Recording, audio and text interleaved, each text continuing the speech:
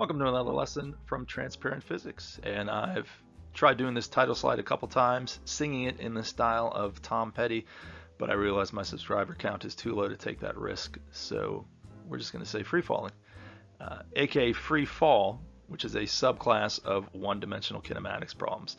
Sometimes I think they get a little too much of their own billing, when really it's just the same things we've done before, in fact maybe even a little easier. So let me explain what that means as we move on through this lesson. All right, so the goals for this lesson pretty straightforward. We're going to talk about what it means to be in free fall.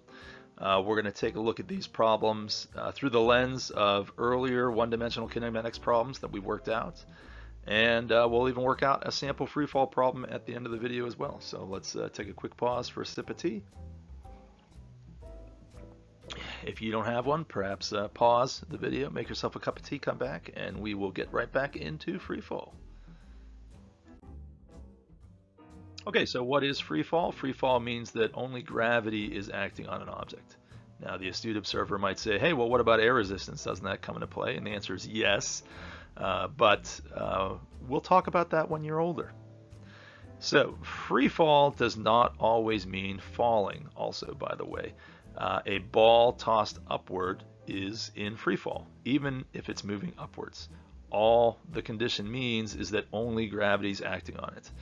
And as long as we meet those conditions on Earth, then objects have a very specific value for the acceleration, and we call the acceleration now little g. Little g is equal to negative 9.80 meters per second squared. The negative sign is important. That indicates the direction of the acceleration. It gives us some understanding about how gravity acts to change the motion of the object over time. And there's no new formulas needed for this. We just pop out the A and put in the G, and we are in good shape. Okay, then before we go into our sample problem, let's identify a couple common pitfalls with free fall that I've seen over the years. A lot of the problems can be avoided if we remember the definition of free fall, meaning that only gravity is acting on the object. So what that means is we have to be very careful about how we sort of crop the problem. We want to make sure we're only including the times when it's in free fall with no other force acting on it. So we have to disregard the launch of the object. If it's thrown or given any sort of initial velocity at all whatsoever, maybe it's fired out of a gun, or you throw it, or you come out of a human cannon or something like that. No matter what that is, that acceleration as you're being launched doesn't fall under the purview of free fall. So that doesn't mean we can't solve that. It just means we're not going to use free fall for that. So we wait until the instant that it's done being launched and it's just flying through the air. Perhaps a more common pitfall is the end of the problem. Again, an object's flying through an air, it'll hit the ground, it'll come to rest, so it's very common for my students to try to define final velocity as 0. And that is incredibly logical, but it doesn't apply for a free fall problem because, again, once it hits the ground, or if it's caught, or it lands in a net, then more than gravity is acting on it. So we have to be very careful to define the problem in free fall after it is launched and just before impact. In addition, another source of frustration is that it often doesn't seem like you're given enough clues to solve the problem. A couple hints in that regards. Remember, in a free fall problem, assuming that we've defined it correctly, you've always got g. G is always free. So you've always got negative 9.80 meters per second squared to work with. Again, obviously, if you're on Mars or the Moon or something like that, they'll give you a different value for g. G is not a universal value. It is specific for Earth, but most of the problems you're going to solve are probably things on Earth anyway. And secondly, a common little, I don't want to call it a trick, but a common scenario is they'll say that an object is dropped. Now, if an object is dropped, we're going to assume then that its initial velocity is 0. It's not given any sort of speed to start off with.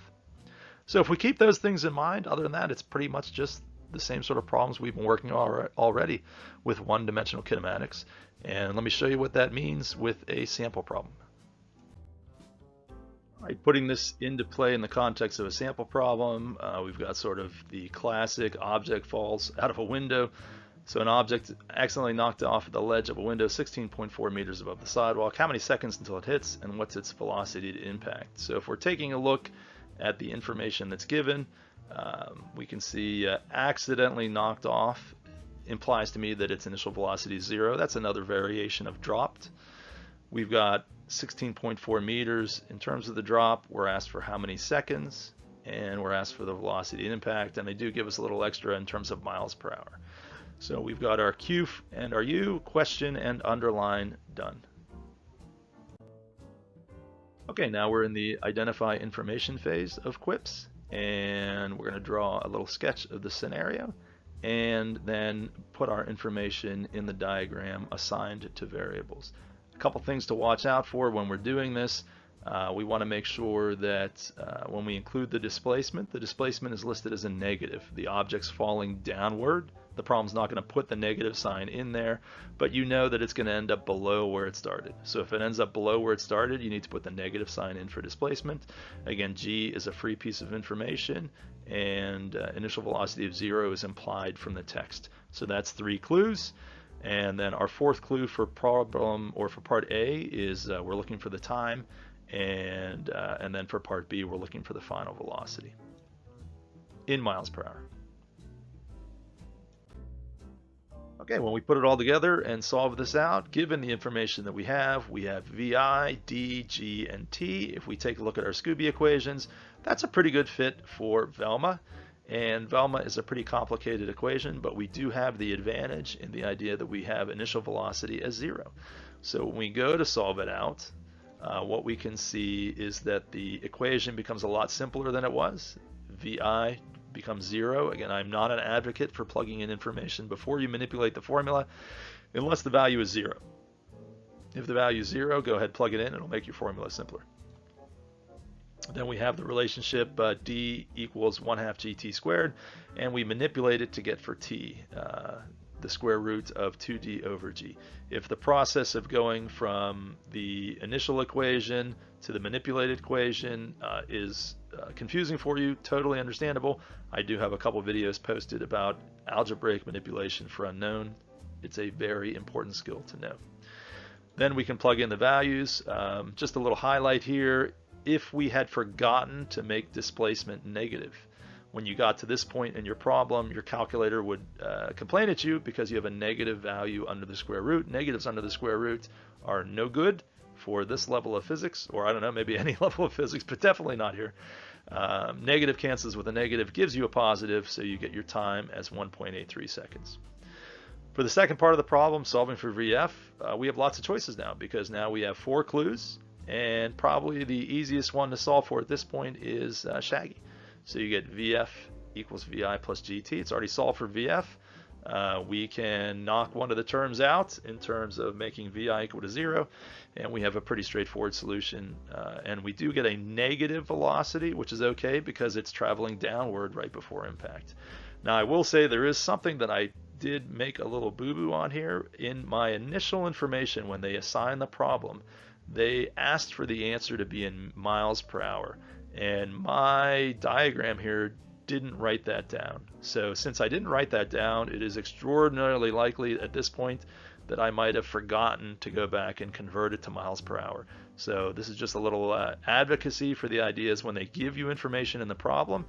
Make sure you include it in your diagram so you don't forget about it later. Once we recognize that we do need to convert that to miles per hour, and again, this is just a factor label conversion, meters cancel with meters, seconds cancel with seconds, and we're left around 40 miles an hour, which is a pretty healthy speed for a flower pot to be traveling at. Okay, and that's free fall. Realistically speaking, again, it's the same problems that we worked before with one-dimensional kinematics. We're interested in determining what equation is going to match our problems. The clues are almost the same, except we do swap out A for G. And we still got our 3 clues. Remember that you still need your 3 knowns and your 1 unknown.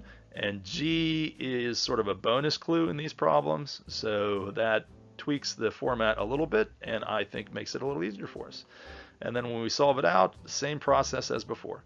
So look to either see what you're given or look to see what you're missing, and you pick the formulas. Remember, the formulas are going to have a little bit of a different look to them because A is going to be replaced by G, but they are the exact same formulas. If you found this lesson on freefall helpful, please consider doing any of the 3 following action verbs to help the channel grow. As always, thank you for watching. Hopefully we've made things a little clearer for you on this episode of Transparent Physics.